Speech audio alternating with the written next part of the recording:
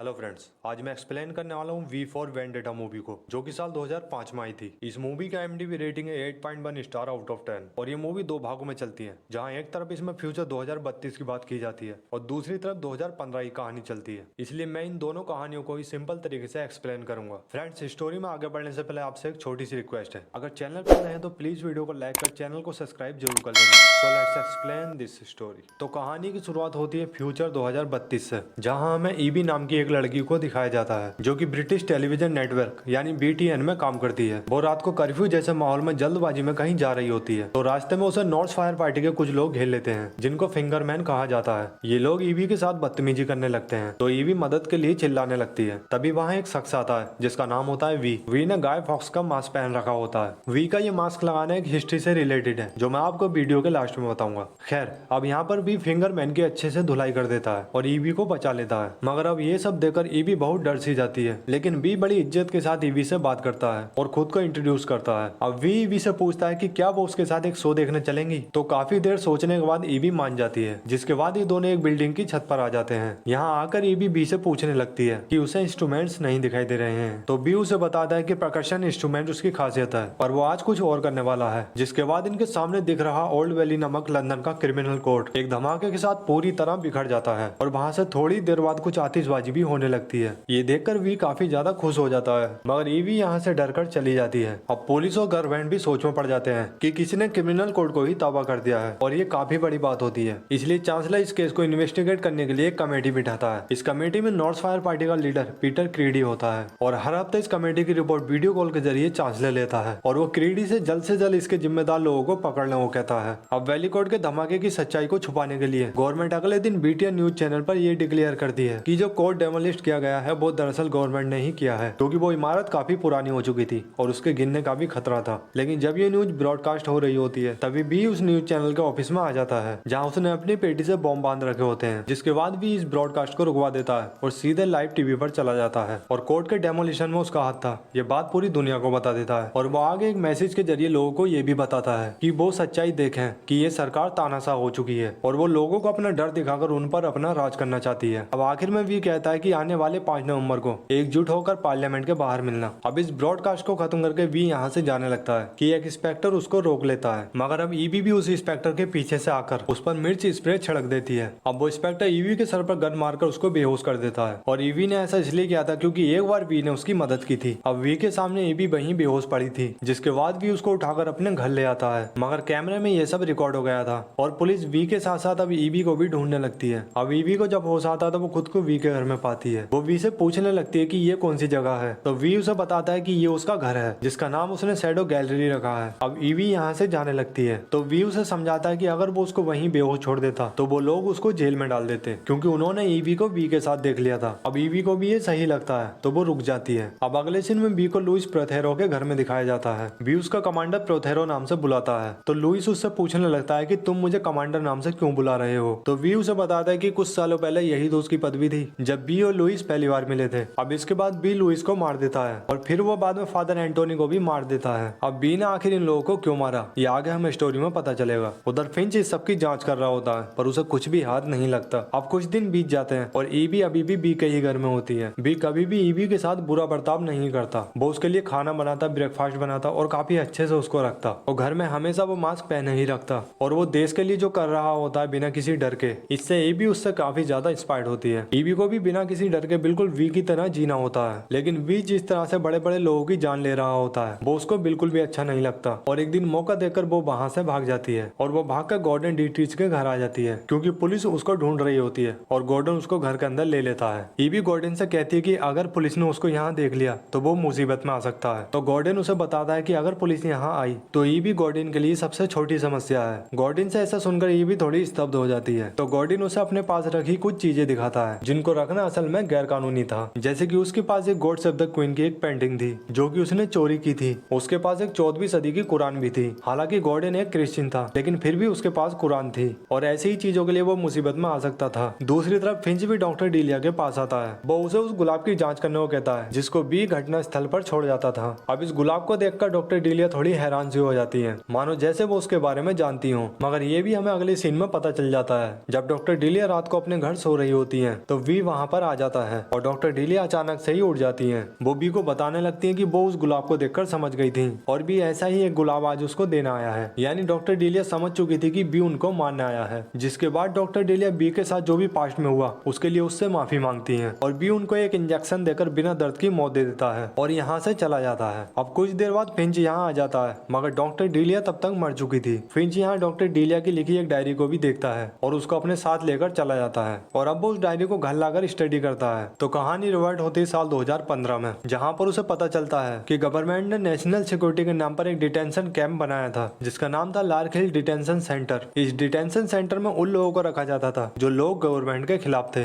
या फिर वो लोग जो होमोसेक्सुअल थे। उस टाइम पर इन सभी चीजों पर पाबंदी थी और इस कैंप में उन सभी लोगों को टॉर्चर और उन पर अजीब एक्सपेरिमेंट किए जाते थे और ये एक्सपेरिमेंट एक तरह का म्यूटेशन था जिसमें लोगों के बायोलॉजिकल वेपन बनाना होता था। इस कैंप में एक लड़की होती है जिसका नाम होता है वैलेरी पेज। वैलेरी पेज एक होमोसेक्सुअल होती है और ये भी वहाँ एक्सपेरिमेंट का शिकार होती है, लेकिन इस एक्सपेरिमेंट के रिजल्ट बहुत नेगेटिव आते हैं और जिसकी वजह से 75% लोग मारे जाते हैं। इस कैंप में 5 और लोग थे जिनको रूम में रूम 1 रूम 2 ऐसे करके रखा हुआ था, पर ये सब भी मारे जाते हैं सिवाय रूम नंबर 5 के, क्योंकि वो सरवाइव कर जाता है और वो डिटेंशन कैंप को ब्लास्ट करके वहां से निकल जाता है। और फ्रेंड्स आपको बता दूं कि यही रूम नंबर 5 का शख्स आगे चलकर वी बना। अब ये जो इन लोगों पर एक्सपेरिमेंट किए जा रहे थे ये इन लोगों के अंडर में हो रहे थे, जिनमें थे फादर एंथोनी, लुइस प्रेथेरो और डॉक्टर डेलिया। और अब शायद आपको भी समझ आ गया होगा कि वी ने इन लोगों को क्यों मारा था, क्योंकि इन लोगों के साथ साथ बी के अलावा इस इंसिडेंट के बारे में किसी को भी नहीं पता था। अब अगले दिन गॉर्डन ईवी के लिए नाश्ता बनाता है जिसको देखकर ईवी काफी चौंक जाती है। तो वो गॉर्डन से कहने लगती है इसे में ऐसा ही नाश्ता वी ने उसके लिए बनाया था जब वो उसके पास थी। फिर गॉर्डन का एक टॉक शो रहता है जिसमें वो चांसलर एडम सटलर पर रोस्ट करता है और उसका मजाक उड़ाता है और इसी के कारण केडी रात को उसके घर पर रेड डालता है और उसको पकड़कर ले जाता है।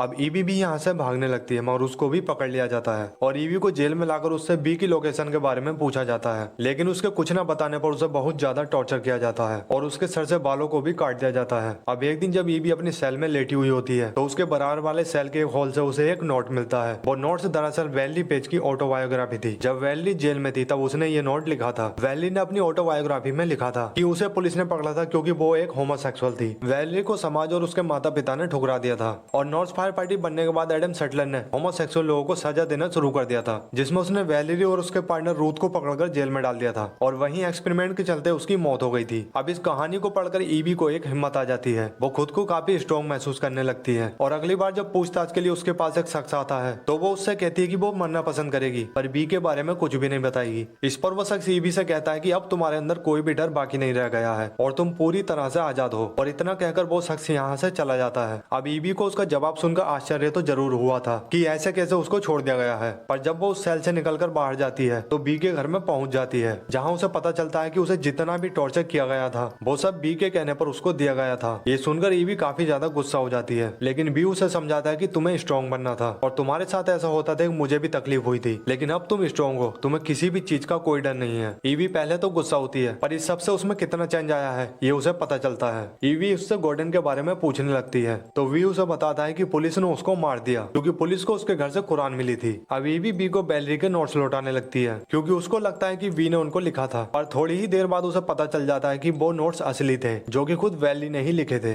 अब ईवी यहाँ से जाने लगती है तो वी उससे कहता है कि मेरी एक इच्छा है कि मैं आखिरी बार 5 तारीख से पहले एक बार तुमसे मिलना चाहता हूँ। ईवी बी को हाँ करके यहाँ से चली जाती है। अब अगले दिन में फिंच को एक मेल आता है किसी विलियम रुकवुड नाम से, जिसने फिंच को मिलने के लिए एक जगह पर बुलाया होता है। तो फिंच उससे मिलने उसकी बताई जगह पर रात को पहुंच जाता है। फ्रेंड्स आपको बता दूं कि ये विलियम रुकवुड कोई और नहीं बल्कि वी ही था जो कि विलियम रुकवुड बनकर यहाँ पर आया था, पर फिंच इसको नहीं पहचान पाता। अब फिंच उससे पूछने लगता है कि उसने उसको यहाँ पर क्यों बुलाया है, तो वी उसे पास्ट में घटी सारी सच्चाई के बारे में बताता है कि कैसे सबसे पहले तो नॉर्थ फायर पार्टी का गठन किया गया जिसने लार्क हिल डिटेंशन सेंटर को बनाया था, जहाँ पर लोगों पर एक्सपेरिमेंट करके एक वायरस तैयार किया गया और इस हमले को ज्यादा से ज्यादा करने के लिए 3 टारगेट चुने गए, जिसमें पहला था एक स्कूल, दूसरा एक ट्यूब स्टेशन और तीसरा एक वाटर ट्रीटमेंट प्लांट। पहले एक हफ्ते में तो सैकड़ों लोग मर गए और मीडिया के बढ़ावे से डर और आतंक जल्दी फैल गया और फिर इलेक्शन के कुछ ही देर बाद एक चमत्कार सा हो जाता है क्योंकि उसका एंटीडोट भी उन्हीं लोगों के पास था जिन्होंने ये वायरस एक्टिवेट किया था और जिसकी वजह से वो लोग और भी ज्यादा धनवान हो गए थे। और 1 साल बाद कई उग्रवादियों पर मुकदमा चला और उनको दोषी बनाया गया और सजा दी गई और जो भी सबके असली जिम्मेदार थे वो तब तक हाई पोजीशन पर बैठ चुके थे। अब वी फिंच को इतना सब कुछ बता देता है और यहाँ से जाने से पहले क्रीडो को 24 घंटे निगरानी में रखने को कहता है क्योंकि वही वायरस का मास्टरमाइंड था। अब अगली सुबह फिंच को ऑफिस में कॉल आता है कि विलियम रुकवुड मर चुका है और वो भी 20 साल पहले। ये सुनकर फिंच को गुस्सा आ जाता है कि कैसे उसको कल रात बेवकूफ बनाया गया और फिंच सोच में पड़ जाता है कि वो अब क्या करे। अब धीरे धीरे 5 नवंबर भी नजदीक आ रहा था और वी गाय फॉक्स के काफी सारे मास्क को लोगों तक पहुंचा देता है और लोगों में इस गवर्नमेंट के खिलाफ असंतोष पैदा कर देता है। लेकिन लोगों का गुस्सा तब बढ़ता है जब फिंगरमैन यानी इस पार्टी की सीक्रेट पुलिस जब एक छोटी लड़की को शूट कर देते हैं, क्योंकि उस लड़की ने गाय फॉक्स का मास्क पहना था। और फिर बाद में लोग इकट्ठा होकर उस फिंगरमैन को ही मार डालते हैं। जिसके बाद आता है 5 नवंबर और उसी शाम को ईबी वी से मिलने उसके घर आती है। आज ही के दिन भी गवर्नमेंट के खिलाफ अपनी आखिरी लड़ाई लड़ने वाला होता है। पार्लियामेंट की जो बिल्डिंग थी उसको ही वो उड़ाने वाला था। जिसके बाद वो ईबी को एक जगह लेकर आता है जहाँ बारूद से भरी एक ट्रेन थी और फिर वो ईबी से कहता है कि सब कुछ जो उसका है, उसकी किताब है, उसका घर और ये ट्रेन, वो सभी उसके लिए छोड़कर जा रहा है। वो जो चाहे इससे कर सकती है। लेकिन ईबी बी को समझाते हुए कहते कि अब ये सब छोड़ दो, हम दोनों एक साथ यहाँ से कहीं चले जाएंगे। पर वी उससे कहता है कि ये आखिरी काम उसको करना ही होगा और एक अंडरग्राउंड बने रास्ते से होकर यहाँ से चला जाता है। अब वी क्रेडी से मिलता है और उससे एक डील करता है कि वो सरेंडर करने के लिए तैयार है अगर क्रेडी चांसलर को मारने में उसकी मदद करे। अब इस डील में क्रेडी मान जाता है क्योंकि उसको चांसलर बिल्कुल भी पसंद नहीं था और क्रेडी सत्ता संभालना चाहता था। उधर दूसरी तरफ भारी संख्या में लोग मास्क लगाकर सड़कों पर उतर आते हैं और वो पार्लियामेंट की तरफ जाने लगते हैं। अब सटलर को सब कुछ पता चल जाता है, जिसके बाद वो पार्लियामेंट के पास पूरी आर्मी फोर्स तैनात कर देता है लोगों को रोकने के लिए और कहता है कि जो भी नियम तोड़ेगा उसको कड़ी से कड़ी सजा दी जाएगी, वो भी बिना किसी दया के। उधर वी सरेंडर करने के लिए क्रेडी के पास पहुंच जाता है और क्रेडी से कहता है कि मैंने अपना वादा निभाया है और क्या तुमने अपना वादा निभाया है। जिसके बाद क्रेडी चांसलर को वी को दिखाता है जिसको वो किडनैप करके अपने साथ ले आया था।